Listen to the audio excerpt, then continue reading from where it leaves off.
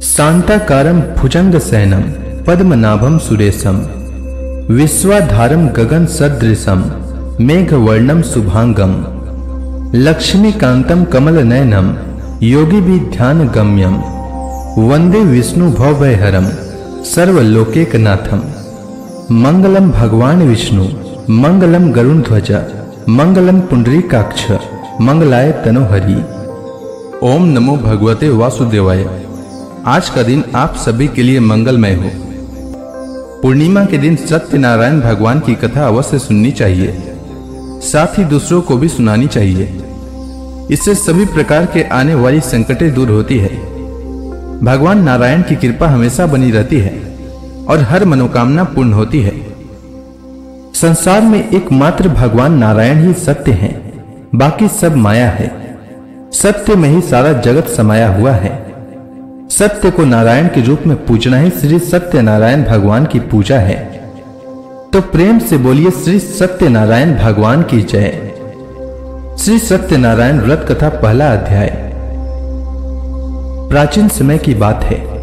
नैमिषारण्य तीर्थ में शौनक आदि 88,000 ऋषियों ने श्री सूत जी से पूछा, हे प्रभु, इस कलयुग में वेद विद्या रहित मनुष्यों को प्रभु भक्ति किस प्रकार मिलेगी तथा उनका उद्धार कैसे होगा।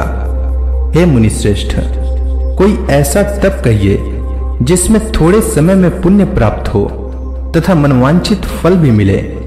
वह कथा सुनने की हमारी प्रबल इच्छा है।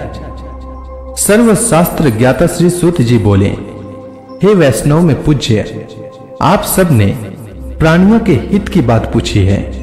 अब मैं उस श्रेष्ठ व्रत को आप लोगों से कहूंगा जिस व्रत को नारद जी ने श्री लक्ष्मी नारायण भगवान से पूछा था और श्री लक्ष्मीपति ने मुनि श्रेष्ठ नारद जी से कहा था। यह कथा ध्यान से सुनिए।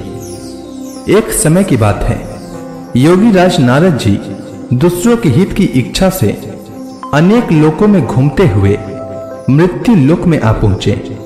वहां बहुत से योनियों में जन्मे हुए मनुष्यों को अपने कर्मों के द्वारा अनेक दुखों से पीड़ित देखकर किस यत्न को करने से निश्चय ही इनके दुखों का अंत हो सकेगा, ऐसा मन में सोचकर इंद्रलोक को गए। वहां श्वेत वर्ण और 4 भुजाओं वाले देवों के इस नारायण को देखकर स्तुति करने लगे। हे भगवान, आप अत्यंत शक्ति से संपन्न हैं। मन तथा वाणी भी आपको नहीं पा सकती। आपका आदि मध्य अंत नहीं है। आप निर्गुण स्वरूप सृष्टि के कारण भक्तों के दुखों को नष्ट करने वाले हो। आपको मेरा नमस्कार है। तब लक्ष्मी नारायण भगवान ने कहा, हे मुनिश्रेष्ठ, आपके मन में क्या है? आपका किस काम के लिए आगमन हुआ है? निसंकोच कहिए। तब नारद मुनि बोले, मृत्यु लोक में सब मनुष्य जो अनेक योनियों में पैदा हुए हैं, अपने अपने कर्मों के द्वारा अनेक दुखों से दुखी हो रहे हैं। हे नाथ, मुझ पर दया रखते हैं तो बताइए कि उन मनुष्यों के सब दुख थोड़े से प्रयत्न से कैसे दूर हो सकते हैं। श्री भगवान जी बोले, हे नारद, मनुष्यों की भलाई के लिए तुमने बहुत ही अच्छी बात पूछी है। जिस काम के करने से मनुष्य मोह से हट जाता है वह मैं कहता हूं, सुनो। बहुत पुण्य देने वाला, स्वर्ग तथा मृत्यु लोक दोनों में दुर्लभ यह उत्तम व्रत अच्छी तरह विधान पूर्वक संपन्न करके मनुष्य मोह से छूट जाता है। आज मैं यह उत्तम व्रत प्रेमवश होकर तुमसे कहता हूं। श्री सत्यनारायण भगवान का यह कथा अच्छी तरह विधान पूर्वक संपन्न करके मनुष्य तुरंत ही यहां सुख भोग कर मरने पर मोक्ष को प्राप्त होता है। श्री भगवान के वचन सुनकर नारद मुनि बोले कि उस व्रत का फल क्या है, क्या विधान है, किसने यह व्रत किया है और किस दिन यह व्रत करना चाहिए। हे भगवान, मुझसे विस्तार पूर्वक कहिए। तब भगवान बोले, दुख शोक आदि को दूर करने वाला यह व्रत सब स्थानों पर विजयी करने वाला है। भक्ति और श्रद्धा के साथ किसी भी दिन मनुष्य श्री सत्यनारायण की शाम के समय ब्राह्मणों और बंधुओं के साथ धर्मपरायण होकर पूजा करे। भक्ति भाव से नैवेद्य केले का फल, घी, दूध और गेहूं का चूर्ण सवाया लेवे। गेहूं के अभाव में साठी का चूर्ण, शक्कर अथवा गुड़ लें तथा भक्ति भाव से भगवान का स्मरण करता हुआ समय व्यतीत करें। इस तरह इसे करने पर मनुष्यों की इच्छा निश्चय पूरी होती है।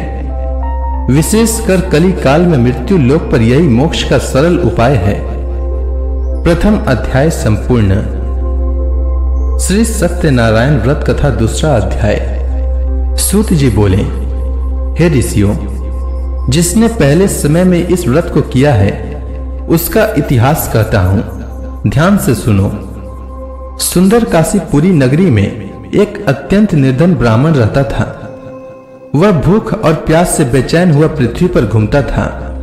ब्राह्मणों से प्रेम करने वाले श्री भगवान ने ब्राह्मण को दुखी देखकर बुढ़े ब्राह्मण का रूप धारण कर उसके पास जाकर आदर के साथ पूछा, हे विप्र, तुम नित्य ही दुखी होकर पृथ्वी पर क्यों घूमते हो? हे श्रेष्ठ ब्राह्मण, यह सब मुझसे कहो, मैं सुनना चाहता हूं। ब्राह्मण बोला, मैं निर्धन ब्राह्मण हूं, भिक्षा के लिए पृथ्वी पर फिरता हूं। हे भगवान, यदि आप इससे छुटकारा का उपाय जानते हो तो कृपा कर कहो।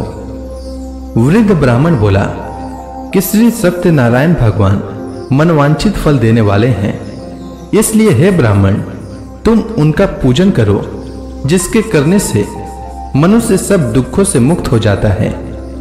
ब्राह्मण को व्रत का सारा विधान बतलाकर बुढ़े ब्राह्मण का रूप धारण करने वाले श्री सत्यनारायण भगवान अंतर ध्यान हो गए। जिस व्रत को वृद्ध ब्राह्मण ने बतलाया है मैं उसको करूंगा, ऐसा निश्चय कर उस ब्राह्मण को रात में नींद नहीं आई। वह सवेरे उठकर श्री सत्यनारायण भगवान के व्रत का निश्चय कर भिक्षा के लिए चल दिया। उस दिन उसको भिक्षा में बहुत धन मिला, जिससे बंधु बांधवों के साथ उसने श्री सत्यनारायण भगवान का व्रत किया। इसके करने से विप्र सब दुखों से छूटकर अनेक प्रकार के संपत्तियों से युक्त हुआ। उस समय से वह विप्र हर माह व्रत करने लगा। इस तरह सत्यनारायण भगवान के व्रत को जो करेगा वह सब पापों से छूट जाता है। क्या कहूं? ऋषि बोले, हे मुनीश्वर, संसार में इस विप्र से सुनकर किस किस ने इस व्रत को किया हम सब सुनना चाहते हैं। इसके लिए हमारे मन में श्रद्धा है। सूत जी बोले, हे मुनियों, जिस जिसने इस व्रत को किया वह सब सुनो। एक समय एक वृद्ध ब्राह्मण धन और ऐश्वर्य के अनुसार बंधु बांधवों के साथ व्रत करने को तैयार हुआ। उसी समय एक लकड़ी बेचने वाला बुढ़ा आदमी आया और बाहर लकड़ियों को रखकर विप्र के मकान में गया। प्यास से दुखी होकर लकड़हारा उनको व्रत करते देखकर विप्र को नमस्कार कर कहने लगा कि आप यह किसका पूजन कर रहे हैं और इस व्रत को करने से क्या फल मिलता है, कृपा करके मुझसे कहिए। ब्राह्मण ने कहा, सब मनोकामनाओं को पूर्ण करने वाले यह श्री सत्यनारायण भगवान का व्रत है। इनकी ही कृपा से मेरे यहाँ धन धान्य आदि की वृद्धि हुई है। विप्र से इस बारे में जानकर लकड़हारा बहुत प्रसन्न हुआ। भगवान का चना अमृत ले और भोजन करने के बाद अपने घर को गया।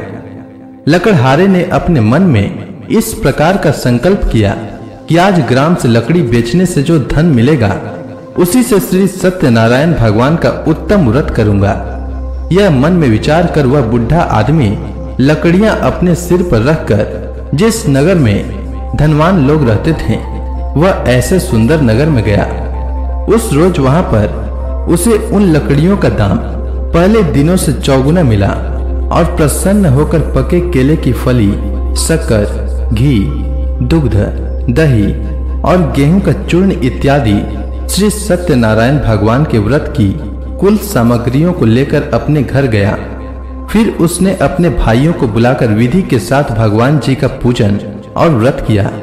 उस व्रत के प्रभाव से वह बुढ़ा लकड़हारा धन पुत्र आदि से युक्त हुआ और संसार के समस्त सुख भोग कर बैकुंठ को चला गया।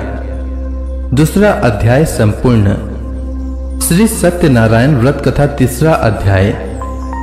श्री सूत जी बोले, हे ऋषि मुनियों, अब मैं आपको आगे की कथा सुनाता हूँ।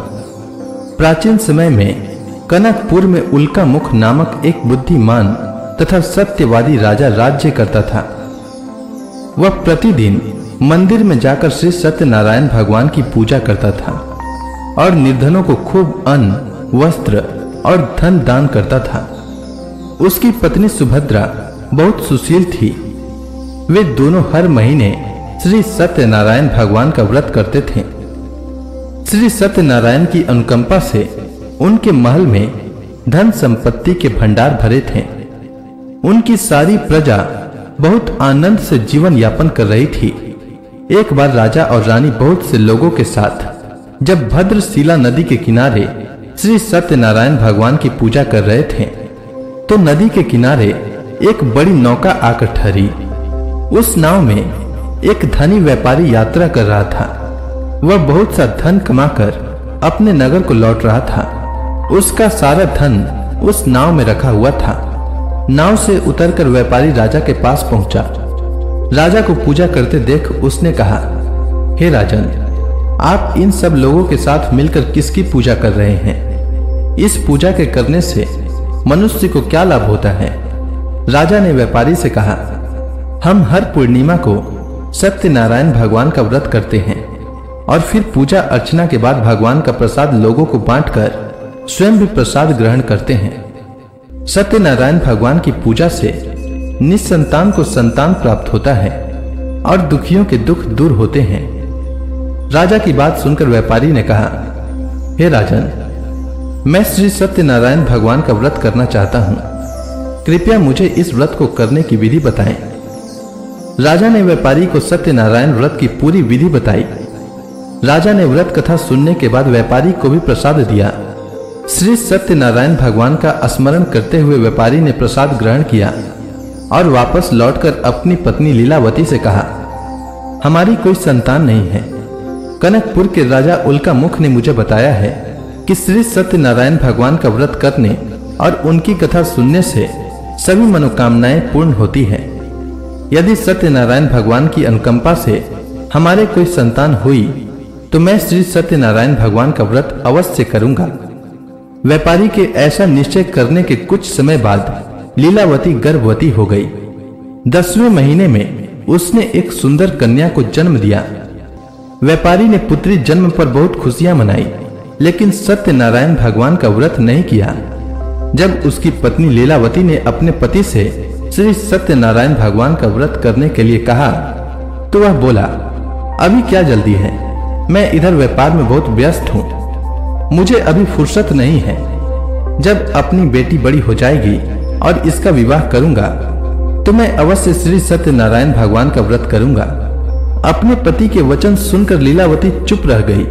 व्यापारी की कन्या कलावती शुक्ल पक्ष की चंद्रमा की तरह तेजी से बड़ी होने लगी। पलक झपकते ही 16 वर्ष बीत गए। एक दिन व्यापार में बहुत सा धन कमाकर घर लौटे व्यापारी ने अपनी बेटी को सहेलियों के साथ उपवन में देखा तो उसे उसके विवाह की चिंता होने लगी। व्यापारी ने कलावती के लिए सुयोग्य वर ढूंढने के लिए अपने सेवकों को दूर दूर के नगरों में भेजा। व्यापारी के सेवक कंचनपुर नगर में पहुंचे। उस नगर में उन्होंने एक वणिक पुत्र को देखा। वणिक का बेटा अत्यंत सुंदर और गुणवान था। सेवकों ने वापस लौटकर व्यापारी को उस वणिक के बेटे के बारे में बताया। व्यापारी उस सुंदर लड़के को देखकर बहुत प्रसन्न हुआ और कलावती का विवाह बहुत धूमधाम से उसके साथ कर दिया।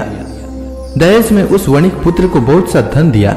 कलावती का विवाह भी हो गया, लेकिन व्यापारी ने श्री सत्यनारायण भगवान का व्रत नहीं किया। लीलावती ने अपने पति से कहा, हे नाथ, आपने कलावती के विवाह पर श्री सत्यनारायण भगवान का व्रत करने का निश्चय किया था, अब तो आपको व्रत कर ही लेना चाहिए। पत्नी की बात सुनकर व्यापारी ने कहा, अभी तो मैं अपने दामाद के साथ व्यापार पर जा रहा हूँ। व्यापार से लौटने पर श्री सत्यनारायण भगवान का व्रत पूजा अवश्य करूंगा। यह कहकर व्यापारी ने कई नावों में सामान भरा और अपने दामाद तथा सेवकों के साथ व्यापार के लिए निकल पड़ा।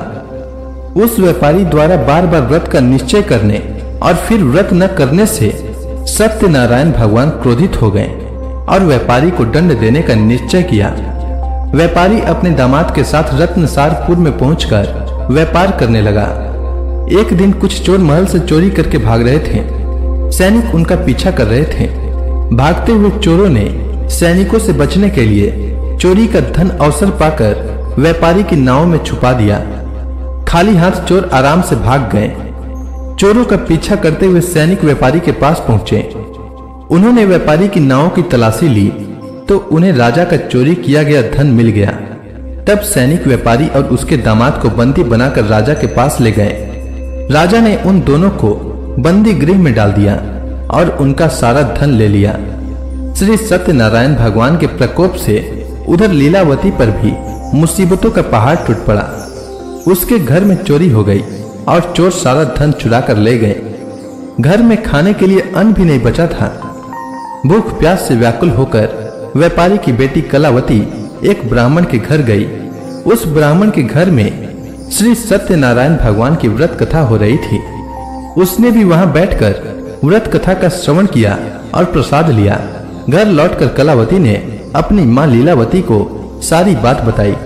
कलावती से श्री सत्यनारायण भगवान की व्रत कथा की बात सुनकर लीलावती ने भी व्रत करने का निश्चय किया। अगले दिन लीलावती ने अपने परिवार और आसपास के लोगों के साथ श्री सत्यनारायण भगवान की पूजा की। पूजा के बाद सबको प्रसाद बांटकर स्वयं भी प्रसाद ग्रहण किया। लीलावती ने अपने पति और दामाद के घर लौट आने की मनोकामना से श्री सत्यनारायण भगवान का व्रत किया था। लीलावती के विधि पूर्वक व्रत करने और प्रसाद ग्रहण करने से श्री सत्यनारायण भगवान ने प्रसन्न होकर उसकी मनोकामना पूरी की। उन्होंने राजा चंद्रकेतु को स्वप्न में दर्शन देकर कहा, हे राजन, व्यापारी और उसका दामाद बिल्कुल निर्दोष है। सुबह उठते ही दोनों को मुक्त कर दो। उन दोनों का सारा धन भी वापस लौटा दो। यदि तुमने ऐसा नहीं किया तो मैं तुम्हारा सारा वैभव नष्ट कर दूंगा। इतना कहकर श्री सत्यनारायण भगवान अंतर ध्यान हो गए। प्रातः होते ही राजा चंद्रकेतु ने अपने मंत्रियों और राज ज्योतिषियों को रात के स्वप्न की बात बताई तो सबने व्यापारी और उसके दामाद को छोड़ देने के लिए कहा। राजा चंद्रकेतु ने तुरंत उस व्यापारी और उसके दामाद को छोड़ दिया। उनका सारा धन भी वापस कर दिया। इस प्रकार श्री सत्यनारायण भगवान की अनुकंपा से व्यापारी और उसका दामाद दोनों खुशी खुशी अपने नगर की ओर चल दिए। तृतीय अध्याय समाप्त। श्री सत्यनारायण व्रत कथा चतुर्थ अध्याय। श्री सूत जी बोले, उस व्यापारी ने अपने दामाद के साथ शुभ मुहूर्त में नाव द्वारा रत्नसारपुर से प्रस्थान किया। लंबी यात्रा करने के बाद व्यापारी ने एक नगर के किनारे नाव को रोककर भोजन किया और फिर दोनों विश्राम करने लगे। तभी श्री सत्यनारायण भगवान साधु के रूप में व्यापारी के पास पहुंचे और पूछा, हे वणिक, तेरी नाव में क्या सामान लदा हुआ है? व्यापारी ने मन ही मन सोचा, दंडी साधु अवश्य ही कुछ मांगने की इच्छा से सामान के बारे में पूछ रहा है। यह सोचकर व्यापारी ने झूठ बोला, हे दंडी स्वामी, मेरी नाव में तो बेल और पत्ते भरे हुए हैं। व्यापारी के झूठे वचन सुनकर सत्यनारायण भगवान ने क्रोधित होते हुए कहा, हे वैश्य, जो तुमने कहा है वही सत्य होगा। इतना कहकर सत्यनारायण भगवान कुछ दूर जाकर अंतर ध्यान हो गए। उधर व्यापारी दंडी साधु को वहां से खाली हाथ लौटाकर बहुत प्रसन्न हुआ। लेकिन जब व्यापारी ने अपनी नाव में बेल और पत्ते भरे हुए देखे तो वह जोर जोर से विलाप करने लगा और मन ही मन अपने झूठ बोलने पर प्रायश्चित करने लगा। रोते रोते व्यापारी मूर्छित हो गया। कुछ देर बाद जब उसकी मूर्छा नष्ट हुई तो वह फिर विलाप करने लगा। तब उसके दामाद ने कहा, आप इतना दुखी मत होइए, यह सब उस दंडी साधु के शाप के कारण हुआ है। अतः वह दंडी महाराज हमें इस विपत्ति से छुटकारा दिला सकते हैं। दामाद के वचन सुनकर व्यापारी दंडी साधु की तलाश में चल दिया। कुछ देर ढूंढने पर उसे एक वृक्ष के नीचे दंडी साधु के रूप में सत्यनारायण भगवान मिल गए। व्यापारी ने दंडी साधु के चरणों पर गिरकर झूठ बोलने की क्षमा मांगी। दंडी स्वरूप सत्यनारायण भगवान बोले, हे वणिक पुत्र, तेरे बार बार झूठ बोलने के कारण ही मैंने तुझे इतना दंड दिया है। तूने बार बार सत्यनारायण भगवान अर्थात मेरी पूजा करने के लिए कहा, लेकिन कभी पूजा की नहीं। व्यापारी ने तब हाथ जोड़कर कहा, हे भगवान, आप तो दिन दुखियों के कष्ट दूर करने वाले हैं, सबकी मनोकामनाएं पूरी करते हैं। मेरी इस गलती को भी क्षमा करिए। आपके रूप को तो ब्रह्मा जी भी नहीं जान पाते, फिर भला मैं अज्ञानी कैसे आपकी लीला को समझ पाता। अब मैं जीवन में कभी झूठ नहीं बोलूंगा, सदैव श्री सत्यनारायण भगवान का व्रत और पूजा किया करूंगा। आप मुझ पर अनुकंपा करें। व्यापारी की क्षमा याचना सुनकर दंडी साधु ने उसे क्षमा कर दिया। उसी समय व्यापारी की नाव में भरे हुए बेल और पत्ते धन धान्य में परिवर्तित हो गए। व्यापारी ने अपने सेवकों के साथ अगले दिन श्री सत्यनारायण भगवान का व्रत करके उनकी पूजा की। सबको प्रसाद वितरित करके स्वयं भी प्रसाद ग्रहण किया। उसके बाद व्यापारी ने अपने नगर की ओर प्रस्थान किया। अपने नगर में पहुंचकर व्यापारी ने एक सेवक को अपने घर भेजा। सेवक ने उसके घर पहुंचकर लीलावती को सूचित किया। उस समय लीलावती और कलावती दोनों श्री सत्यनारायण भगवान की पूजा कर रही थीं। पति और दामाद के लौट आने का समाचार सुनकर लीलावती ने पूजा पूरी करके प्रसाद ग्रहण करने के बाद कलावती से कहा, बेटी मैं नदी के किनारे जा रही हूँ, तू घर का काम पूरा करके आ जाना। यह कहकर लीलावती नदी की ओर चल पड़ी, परंतु कलावती पति से मिलने की खुशी में प्रसाद ग्रहण किए बिना ही घर से निकलकर नदी के किनारे जा पहुंची। उसके प्रसाद ग्रहण न करने के कारण सत्यनारायण भगवान क्रोधित हो गए। उन्होंने व्यापारी की नाव को नदी में डुबो दिया। अपने पति को वहां न देखकर कलावती ने जोर जोर से रोना शुरू कर दिया। तब व्यापारी ने कहा, पुत्री अवश्य ही तुझसे कोई भूल हुई है। उस भूल के कारण ही श्री सत्यनारायण भगवान ने तुझे यह दंड दिया है। तब व्यापारी ने सत्यनारायण भगवान से प्रार्थना की, हे भगवान, मेरे परिवार की किसी स्त्री पुरुष से कोई भूल हुई हो तो उसे अवश्य क्षमा कर देना। तभी आकाशवाणी हुई, हे वणिक पुत्र, तेरी कन्या मेरा प्रसाद ग्रहण किए बिना ही चली आई है। यदि अब घर पहुंचकर तेरी कन्या प्रसाद ग्रहण करके वापस आए तो उसे पति के दर्शन होंगे और डूबी हुई नावें भी जल के ऊपर आ सकेंगी। कलावती ने वैसा ही किया। उसके प्रसाद ग्रहण करके वापस लौटने पर नावें जल के ऊपर आ गई। दामाद भी सुरक्षित नदी से निकल आया। घर लौटकर व्यापारी ने अपने परिवार और बंधु बांधवों के साथ मिलकर विधि अनुसार श्री सत्यनारायण भगवान की पूजा की, जिसके बाद उसकी सभी मनोकामनाएं पूरी हुई और वह आनंद पूर्वक जीवन यापन करता हुआ विष्णु लोक को चला गया। चतुर्थ अध्याय समाप्त। श्री सत्यनारायण व्रत कथा पंचम अध्याय। श्री सूत जी बोले, हे ऋषि मुनियों, मैं और भी कथा सुनाता हूँ। कौशलपुर में एक राजा था तुंगध्वज। उसकी प्रजा उसकी छत्र छाया में आनंद पूर्वक रह रही थी। राजा तुंगध्वज अपनी प्रजा के सुख दुख का बड़ा ध्यान रखता था, लेकिन एक बार उसने भी सत्यनारायण भगवान का प्रसाद ग्रहण नहीं किया। तब सभी को चिंताओं से मुक्त करके धन संपत्ति से भंडार भरकर प्राणियों को जीवन के सभी सुख देने वाले श्री सत्यनारायण भगवान ने राजा को प्रसाद ग्रहण न करने का दंड दिया। एक दिन राजा तुंगध्वज जंगल में हिंसक पशुओं का शिकार करने निकला था। तेजी से घोड़ा दौड़कर शिकार का पीछा करते हुए वह अपने सैनिकों से अलग हो गया और देर तक हिंसक जानवरों का शिकार किया।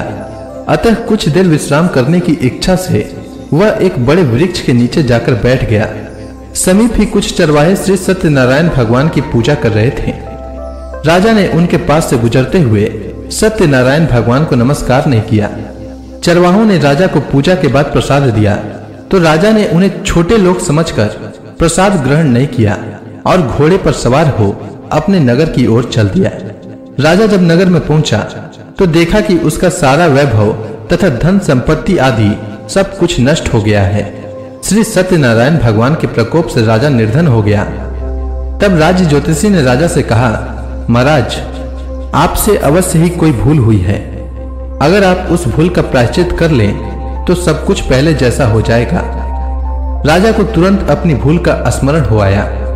अतः मंदिर में जाकर राजा ने श्री सत्यनारायण भगवान से क्षमा मांगी और उनकी पूजा की। पूजा के बाद प्रसाद ग्रहण करने से श्री सत्यनारायण भगवान की अनुकंपा से चमत्कार हुआ।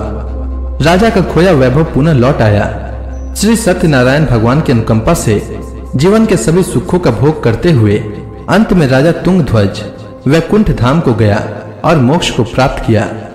श्री सत्यनारायण भगवान के व्रत पूजा को जो भी मनुष्य करता है उसके सभी दुख चिंताएं नष्ट हो जाती है। उसके घर में धन धान्य के भंडार भरे रहते हैं। निसंतानों को संतान की प्राप्ति होती है और सभी मनोकामनाओं को प्राप्त कर मनुष्य अंत में मोक्ष को प्राप्त कर सीधे वैकुंठ धाम को जाता है। श्री सूत जी ने कुछ पल रुक कर कहा, हे श्रेष्ठ मुनियों, श्री सत्यनारायण भगवान के व्रत को पूर्व जन्म में जिन लोगों ने किया उन्हें दूसरे जन्म में भी सभी तरह के सुख प्राप्त हुए। वृद्ध सतानंद ब्राह्मण ने पूर्व जन्म में सत्यनारायण का विधिवत व्रत किया तो दूसरे जन्म में सुदामा के रूप में भगवान की पूजा करते हुए अंत में मोक्ष को प्राप्त कर वैकुंठ धाम को चला गया। उल्का मुख राजा अगले जन्म में राजा दशरथ के रूप में मोक्ष को प्राप्त करके वैकुंठ को गए।